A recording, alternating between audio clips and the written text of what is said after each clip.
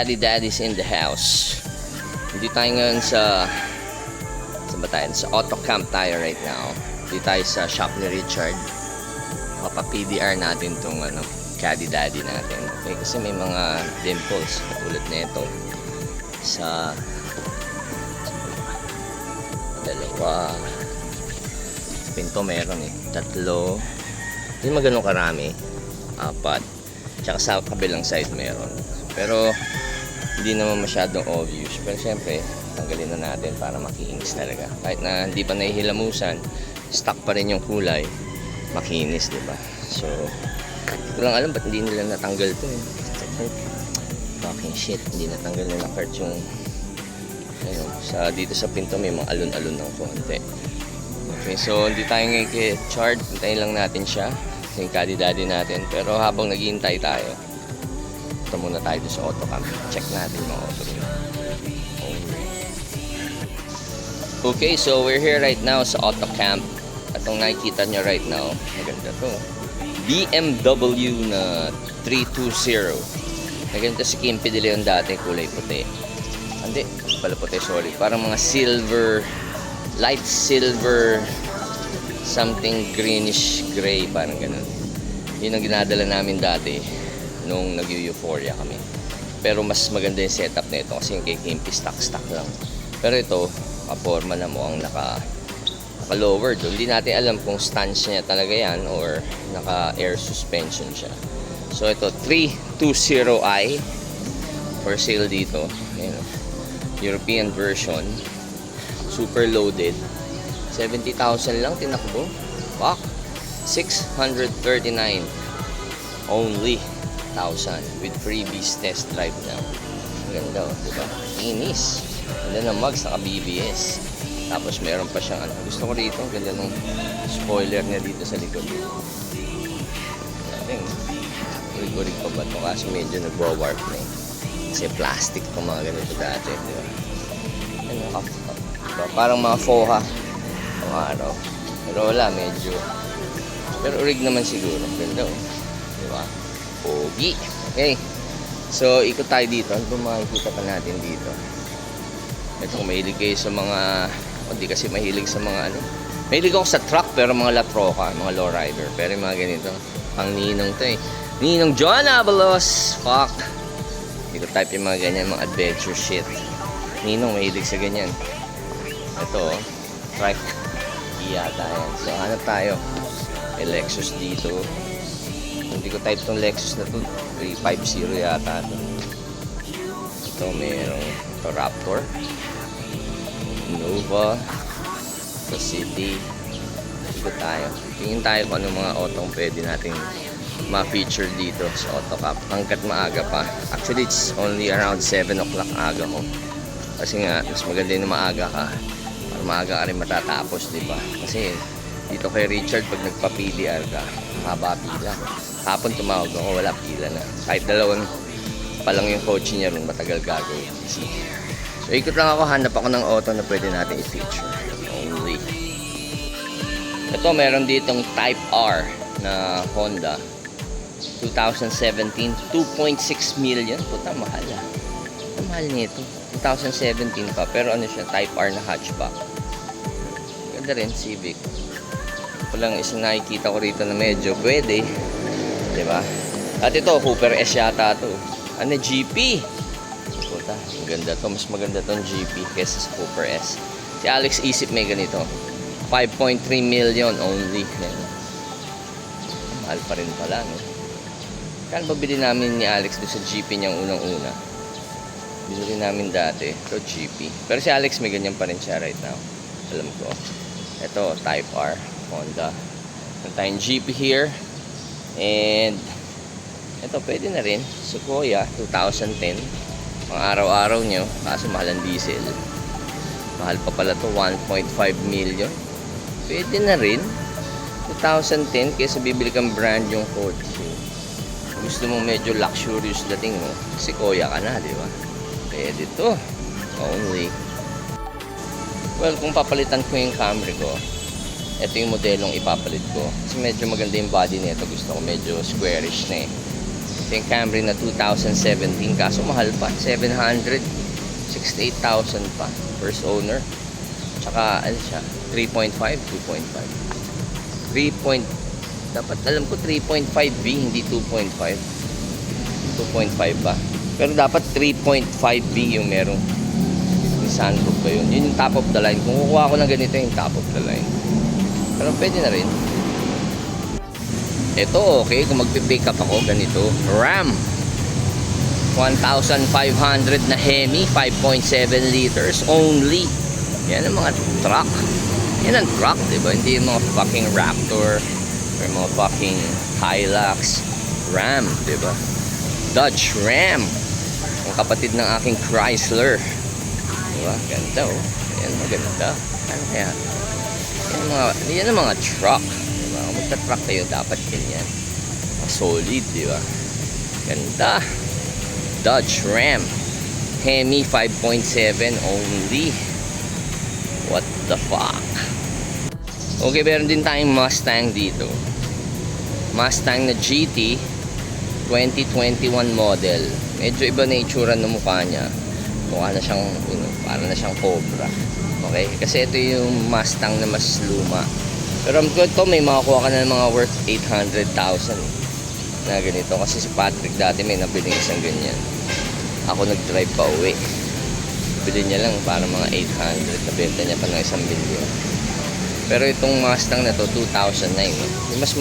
Mas luma siguro mga 2007-8. Mas mura. Ano, 45th anniversary pa pala to. 7,000 miles lang. 1.6. Actually 1.7. Bado. Kaso hindi ko gusto yung kulay. Bado. Dilaw. Hindi mo alam kung dilaw to. Orange. Diba? No, not bad yung mags niya. And torque thrust. Pero itong Mustang na 5.0 2.5 million. Yan na rin. Kasi hindi ko pa character masyado yung mga ganitong ano, pang Impala tayo, pang mga lowrider kasi tayo. Diba? So yan, mamili kayo ng Mustang dyan. Gusto nyo, itong Mustang na to o itong Mustang na yan. Pili kayo. Only. Doon naman sa mga hilig sa SUV, itong Defender na to, maganda to. Pwede sa akin to, pang araw-araw. Pamalengke. Ayan, Defender of the Universe. Land Rover na Defender. Ganda. Bad. Yung forma niya. Meron din dito isa. Kasi hindi gusto yung kulay. Magkano yung ganito? 2023 model. Ano ba? 5 million. Alam ko si fucking Patrick ng P3K Cars may binibentang ganyan yung kay ano eh. Yung kay Jericho Rosales, pero sa mga 6.8 million yata. So yan, Defender. Pwede ba? Bagay ba sa inyo yan? Yes? Meron ba yung ano, cash, tapos send namin sa'yo sa Gcash? Wala eh. 5,000 lang yung cash ko eh. Kaso kailangan ko ng cash eh. Okay, so meron palang kainan dito. Yan, dito na lang ako magbe-breakfast later. Pag medyo na-settle ko na yung kotse natin. Meron silang mga top seats. Oh. Mas bago kaya yung mga ulam dito. Meron silang mga silog. Mamaya try natin dito. O isa lang naman yata eh. Marami naman kumakain. Diba? Sila ate yun. Meron din. Diba to? Halos pareho lang naman yung prices nila. Try natin later on. Balikan muna natin yung ano natin. Kaya daddy natin. So, na-check ko na yung ano eh. Goldes, yung auto cam. Wala ko masyado nakita magandang auto. Pinakita ko lang sa inyo. So, wala eh. Balik na tayo sa daddy natin. Ayun. Only. So, kasama na natin si Richard right now. Tatanggal na namin yung sidings ng Cadillac. Ano, Chard? Kamusta ka na? Ayos lang sa... Kamusta ka ni Daxi? Ayan. Miss ka na daw niya. So, madalas ka ba gumawa ng American car, Chard? Itong Cadillac siya, hindi pa. Pag, mga Cadillac na modelo, mga Escalade siguro yun. Diba? Meron. Pero yung mga ganitong sedan, medyo bira na kasi. So, ayan. yung unang gagawin, syempre tatanggalin yung sidings para madukot yung mga dents sa mga gilid. Ito meron dito, meron dyan, meron dito. So, ayan. Hopefully, maayos na yung Richard. Yun yung mga operating tools ni Richard. Itong mga tools na ganito, Chard, ikaw lang po gumawa niya. Ginawa lang yun sir. Gawa lang. Di pa uso, di ba? Mga early 80s pa lang, gumagawa na kayo ng ganyan. 90 sir. 90s, ah. So, yan. Kaaralan. Okay. So, yan. Ito. Matanggal yung switch.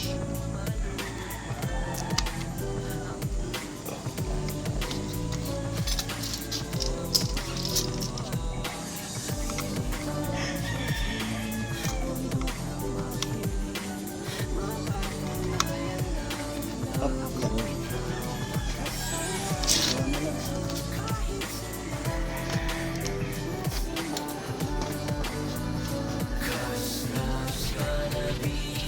Galing na Richard, natanggal niya yung pinaka main switch. So, pinag-aralan ko to. Pwede ko i-restore kasi natatanggal siya. Yan yung mga tornilyo. Pag tinanggal mo yan, nako-chrome ko na to. Kaya pwede kong pa wood grain ulit. So, ito si one, natanggal na yung sidings.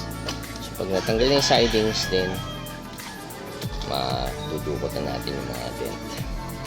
Apat Ayan. yan, tsaka gulong. Galing ni Juan. Tatama Natanggal ka- niya na. Tatama ka rito pag nagbukas ka ng gulong, no? Tiga. Tanggal na namin yung ano. Sulit mo muna yung pinto, ha? Ito na yung sidings ng Cadillac natin. Ngayon, problema ko nga ito mamaya Juan, check kasi yun, parang tanggal siya dun sa mismo mekanismo. Ano? Parang stock up or what? Check natin lang. Galisan nung sinara yung macro. Naglipatan ko saan. Galing ni Richard, nadukot na rin. Umangat na. So ito yun, di ba, Chard? Ito. Hindi, ito. Oh. Ito yung isa. Ito yung isa, di ba? Yan ang PDR. Paint Dentless Repair.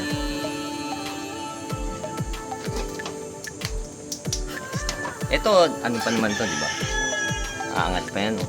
Yan na sir. Yan na yun. Ayan na Oo, yun. matutuklap na yung pintura sir kasi. Oo. Oo, Puputok na. maano na eh. Yung babad na sa init. Oh, shit. Pwede naman yan, lagyan na lang ng clear coat. Oo. So, sa side na kami. Init na.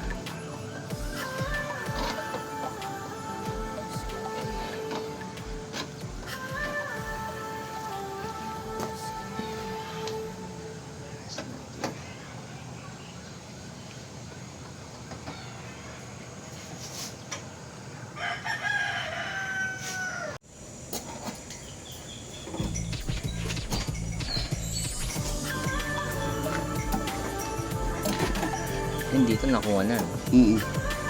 Yung lahat dito sa taas. Baba na lang. Ano? Ito, Chard. Lalo ito.